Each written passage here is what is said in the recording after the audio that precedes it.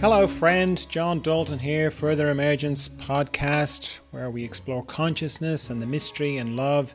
And in this episode, we're going to go into the art of living, having a calm life, tolerance, and speaking from your heart. But before we do that, let's have a quick look at the memes on the Further Emergence Instagram feed.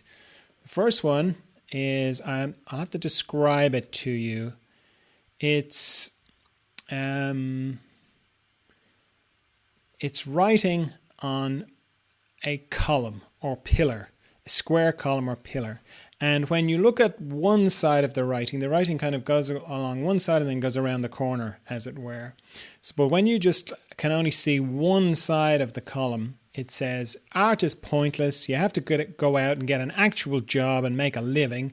You can't just let the rest of your life be a joke, a failure. You'll end up a starving artist. Contribute to society instead of wasting time. You're worthless. Okay, which is pretty harsh. And it's talking about art, but it could be talking about anything, because the interesting thing is when you shift your perspective and you come around the corner a bit and you stand back a bit, you can see that the other side of the writing and that the sentences were all truncated. They're all cut in half. And what it's supposed to read is, art is pointless without passion. You have to go out and create art. Get an actual job doing what you love and make a living by being yourself.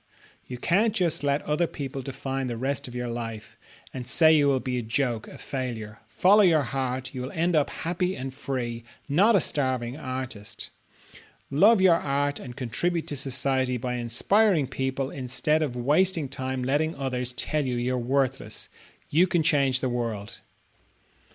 So I love this, and all the artists who follow me love it as well, because it's something that everybody who is an artist struggles with, is like one side of the pillar, that kind of like what society, not society, but like what they will have picked up in their life of being told a certain thing about being a certain way. And then it's like when you stand back and you get the bigger picture, you can see the beauty of the whole thing. But it doesn't just apply to art. It applies to everything, because, you know, you don't have to be an artist to live free and be yourself and not get locked in. And the beautiful thing about this thing, it's sculptural really, is that it's like a sculptural demonstration of pulling back from things and getting a different perspective, and how having a different perspective can make all the difference. Yes, I'm talking about meditation again. Okay, the next one is, I didn't write that one, obviously. It's very good. I don't know whether that's obvious or not, but it's very good. But I really like it. I didn't write this one either. It's really simple, this one. It's written in little kind of children's writing, the sort of stuff that the sort of letters that you'd stick on the refrigerator, like kids' lettering. And it says, it's okay to be happy with the calm life. And the thing I really like about this one is it's quite shocking. You wouldn't think it, but it is. Certainly the first time I came across it, it seems like a revolutionary idea to be okay with having a calm life. And I wouldn't have really thought that I had a stressful life till I read this. And then I kind of ran it through. And it's what it kind of highlights is a very subtle addiction to drama. Like if there's nothing going on, if there's no drama happening, it's like, it's a bit, okay, everything's a bit blah, you know. That's why we get hooked on things like, I've got nothing to look forward to, you know, or, I've got my holiday to look forward to, I've got Christmas to look forward to, Easter, my birthday, whatever. Which it's okay to look forward to things. I'm not saying it's not, once you understand what you're doing, okay? But the thing is, this meme, I think, really highlights if you are caught up in it without, knowing what you're doing. And what it does is it pulls you out of the moment. Like if you're can only be looking forward to things, and if you feel a bit down, if you haven't got anything to look forward to, then that's something to look at, because it's like you're addicted to an imagined future. And this idea of having a calm life, really when there's a calm life, that's the end of the movie. That's living happily ever after. Boring. I'm joking. Of course, we all want to live happily ever after. We just don't want to be bored. So it's almost, it just kind of gives you the faint little wispy threads of, am I bringing drama into my life just to, so I don't get bored? Just the idea of having a calm life, does that make me feel, a bit dull? Like my life is a bit dull? If I have a calm life, it means I'm a bit dull. Does that mean I like having a bit of drama? Good questions. Okay, I wrote the next one. And it says, as within flows without. The more we face our shadow, the less we project it onto others. The more tolerance we have for ourselves, the more tolerance we have for others. The more kindness we show ourselves, the more kindness we show to others. Very important, I think. All those things, because it's very easy for love or your expression of love to be only 180 degrees, meaning only facing forward, only projected forward. And then it's not really the same as, 360 degree love, which includes you as well. Because if it's all just forward facing, there's a kind of, it narrows the beam a lot. And without you looking inside yourself and dealing with your own issues and seeing, oh, I've got a bit of intolerance in there. Oh, I've got a bit of prejudice in there. Oh, I've got a bit of racist in there. Oh, I'm a bit of a sexist as well. I've got all that going on in there. Unless I can face that, then I'm just going to project it. I'm just going to go, well, how very dare you do that? You shouldn't be doing that, and you shouldn't be doing that, and you're terrible, and you're awful, and and the subtext behind all that is, and I'm brilliant. But you're not, because what you're doing is you're kind of like, the subtext is, I'm making such a good job of covering over all these flaws inside me, and you're not. And how dare you, just flaunt your flaws like that, because you're just highlighting how maybe I have flaws as well. Whereas when you can look inside and face what's going on inside you, the less you will project it onto others. The more tolerance you can have for yourself. That's the hard one. It can be easy to be tolerant to other people. Oh, I understand. But, it's like, oh, I totally understand why you're behaving so badly. And then we go home and go, oh, what's wrong with me? Why did I do that? What's wrong? I'm terrible. I shouldn't have done that. No tolerance for ourselves. And indirectly that seeps out backwards. Like, okay, I'll tolerate you, but the rest of you, no, I'm not tolerating that. So the more tolerance we have for ourselves, the easier it is to be tolerant for others. More kindness we can show ourselves. I mean, God, sometimes being kind to ourselves is the hardest thing. Being kind to other people is easy in comparison, but as I say, that's only 180 degrees. It's only forward facing. It's got to be the full 360 degrees. You've got to include yourself in the kindness and be as kind to yourself as you are to other people. And then that means it gets reflected out. Farm news. What's going on in the farm? Oh, I did a thing that I wanted to do since I moved into this house. There's a big forest across the way on the other side of the valley. And there are 2 tracks in the forest that don't connect.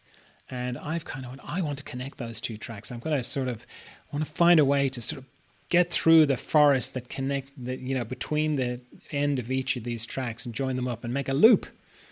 And I did. And it was really hard. And I can see why I didn't do it for all the time I've been here, a year and a half. I can see why I didn't do it, because it's Sika pine forest, which is very low branches. So you're almost like It's not like, you're walking through a Lord of the Rings kind of forest. It's, it's very thick, it's very dense, very dark, and hard to know where you're going. Even though roughly I can kind of know where I'm going with the sun. I mean, I didn't have to go far. I'd say distance-wise, it was probably 500 meters, maybe more, uphill.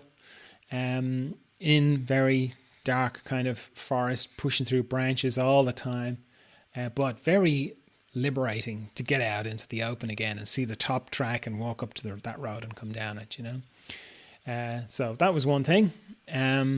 Lambs. There's been lots of lambs here, which is beautiful. They're very cute. They are very cute. And the nice thing is, with the two farmers coming to take care of the sheep, I don't feel worried about the lambs. Last year, there was no one around but, me. I don't know about lambs, and so I was like, oh, they're going to be okay. I mean, they're all fine. They're all going to be okay. I'm worried about it. Whereas now, because they look like when lambs come out, they're wobbly, they're really wobbly, and they're very shaky, and they're they look like they're not really sure whether they're ready to be in existence or not. And but God, they're so cute.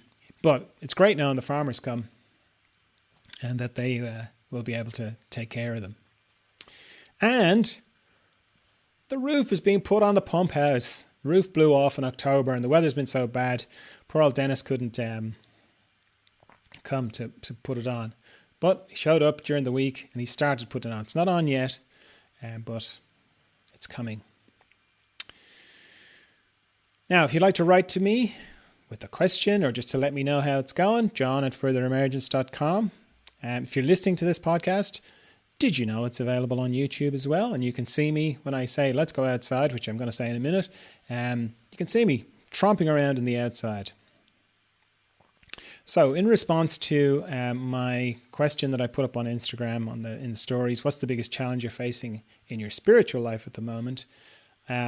Somebody sent this through. Hi, friend, John. Any advice on how to speak from my heart? When communicating, there's so many layers of things that one could say. I'm wondering how to discern what's really important or helpful in each situation. And once I know it, how to let it out in the form of words. Thank you. Okay, very good. So for this one, let's go outside to answer. Well, that's a big question. And it's quite difficult because there's a lot of, as you say, a lot of layers to it. There's a lot goes on in there. I think it starts with, or what's helpful to think about is to let go, if you still have this idea that there's just one you. We sort of talk about ourselves as if there's one of us, but in other ways we don't. We have this idea that there's just one of us, but really there's quite a few of us on the inside. And it really is just a case of which one has the microphone. And I think when you appreciate that, then you're not, you're not trying to make yourself be good or something like that. So what you're trying to do is get the deepest part of you to hold the microphone. So I've found that waiting is very helpful, because often, as I was saying last week, often people are not actually asking you for any input. It's not like someone giving you their opinion about something isn't an invitation for you to give your opinion. It can feel like it, but it isn't. It's just a report. And the report might be, I am really unhappy. I'm so miserable. My life is shit. Everything's terrible. And it sounds like they're saying, help me. But they're not saying that. They're just giving you a little report on their experience. And I've found waiting, listening, it's important to let the person know that you're hearing what they're saying, because that's why they're telling you, because they want you to hear it. So that's important, but not to start solving their problems for them, because they didn't ask you for that. And if you wait, then a little window will open up and they'll ask you a question, a real question. And when they do that, then there's an openness. Then you can. Then they want to hear what you have to say. They want to hear a report from your reality, it's not that they're saying you're super wise or anything like that. They just want some feedback, which is very different to this sort of feeling of, oh, they've just given me their opinion, I have to say something.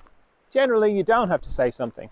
I've had very long conversations with people where I've said nothing, and at the end of it, they've gone, oh, thank you so much, you've been so helpful.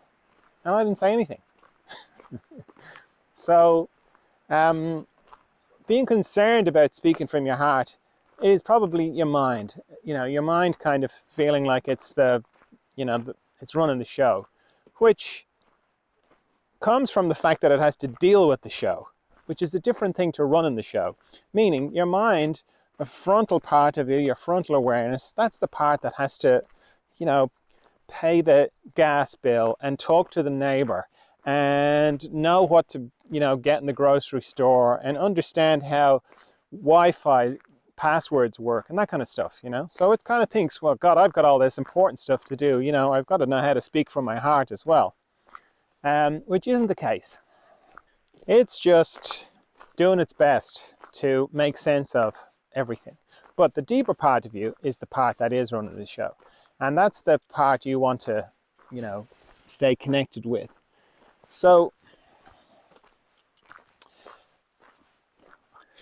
trigger warning, I'm going to be talking about meditation again.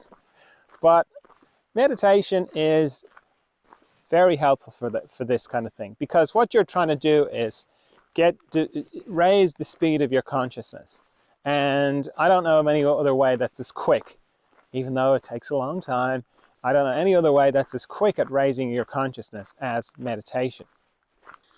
Not every meditation, different meditations are good for different things.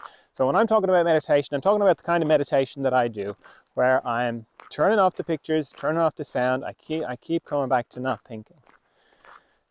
And why that is helpful for speed of consciousness is it allows me to begin to get to the side of myself and observe myself thinking.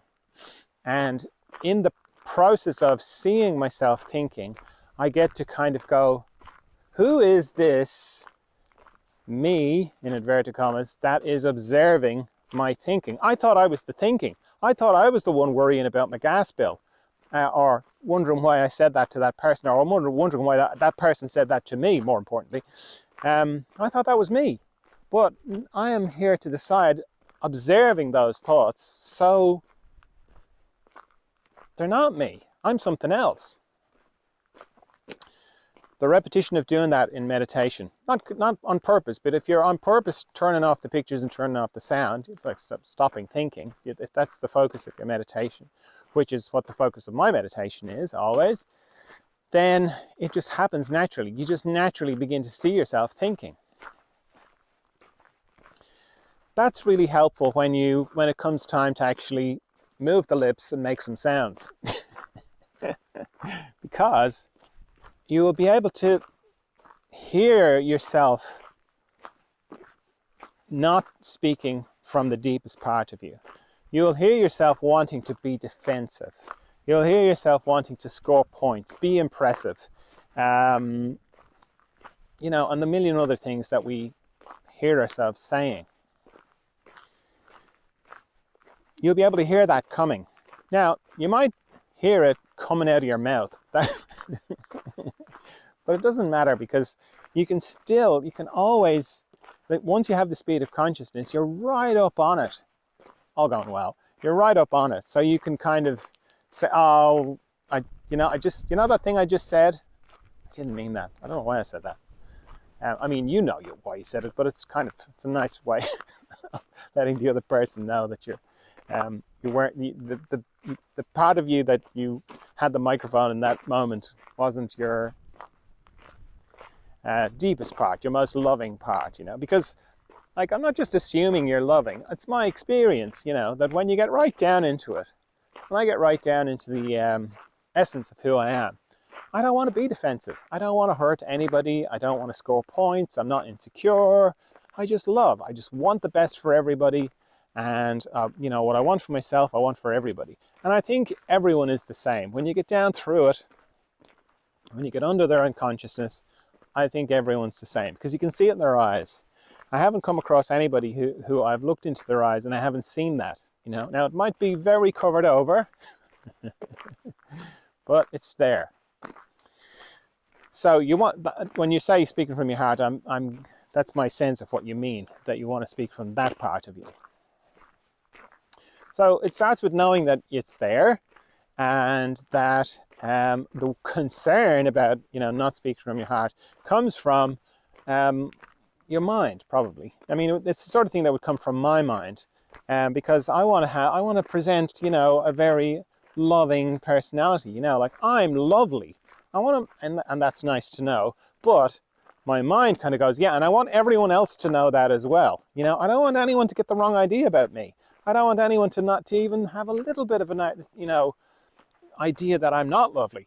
And if they do, I'm going to chase them down the street and, you know, and keep talking to them until they get just how lovely I am. Okay, now that's not very loving. And that will be my mind wanting to do that. So a concern about speaking from my heart comes from my mind a little bit, because my heart doesn't care. You know, my heart doesn't care whether I speak from it or not. You know, the real regret and the, you know, crushing kind of shame that comes from hearing yourself being, you know, vicious with somebody else, you know, somebody that you love, you know, and you hear yourself just eviscerating them. And then you just, you know, and then you come to and you're like, oh my God, what did I say? You know, it's that thing of like, some things that are said cannot be unsaid. It's that, you know, but that's not my heart. My heart isn't concerned about that. The shame comes from that was my unconsciousness. That was my pain, you know, bashing up against your pain. You know, your pain said something to me. My pain went, hang on a minute, and then let me get my big sword out and slash you to, you know, my razor, and slash you back, you know, because I'm, you know, it hurt. What you said hurt me. So speed of consciousness is so important for this kind of thing, to be able to, you know, see the razor coming out, you know, see yourself charging towards the person on the inside, and to stop that in full tilt when you see it. That's not easy. That's not easy at all. It's one of the hardest things to do, you know. And yeah, Barry Long used to say that a lot, you know. It's about, you know, in the middle of an argument, that's the hardest time to do all this stuff. And he's dead right, you know. It is the hardest time. But if you can do it, it's very satisfying. It doesn't mean the other person is going to match that. I mean, often the other person may not have the same speed of consciousness than you have, and they will lacerate you. They'll keep going, but that doesn't matter, because the main thing is that you've been true to yourself in that moment, and it makes it easier, and what the other person says doesn't hurt so much, and it does diffuse the situation, and it does make it easier for you both to come to your own sweet nature. Then the other thing is to be ready for whatever your heart says, because when you give yourself permission, or when you get out of the way and hand the microphone to the deepest part of you, it might say things that will get you into trouble, because often we don't say things that we really need to say, because we're afraid of the consequences, you know.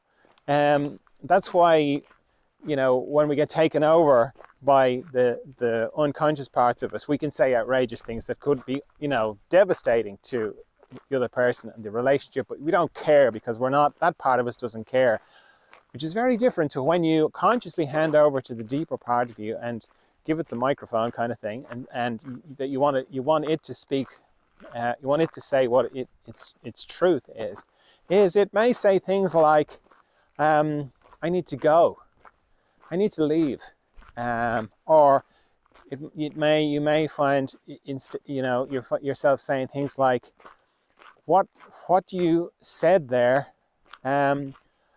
I feel really hurt. I'm not blaming you. I'm just saying I feel really hurt by what you've said. And if that's the way you really feel, then maybe you should go. Like, if you dislike me that much, you know, I want you to be happy. Maybe you should go. You know, things like that. Or, I can't stand by while you kick the dog. I just can't. I have to. have to stand in the way between you and the dog. I'm not judging you. I'm just saying I can't be a witness to that. I can't just let that happen. Or, much worse. Depends on your situation. But it's more of just like it can be, the idea of talking from your heart can be a lovely idea, and it is lovely. But yeah, be be prepared for the consequences.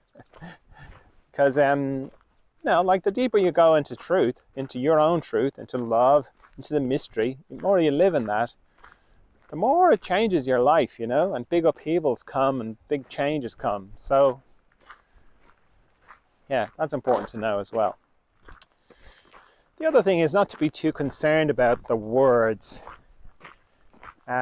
Like often you can, again, it's a mind thing, is your mind can kind of go, I just can't get the words out. I'm not saying what I need to say. I'm not conveying it. That's a different thing. That's looking for the other person to understand you, which really, the fact that we understand each other at all is a miracle, as far as I can see.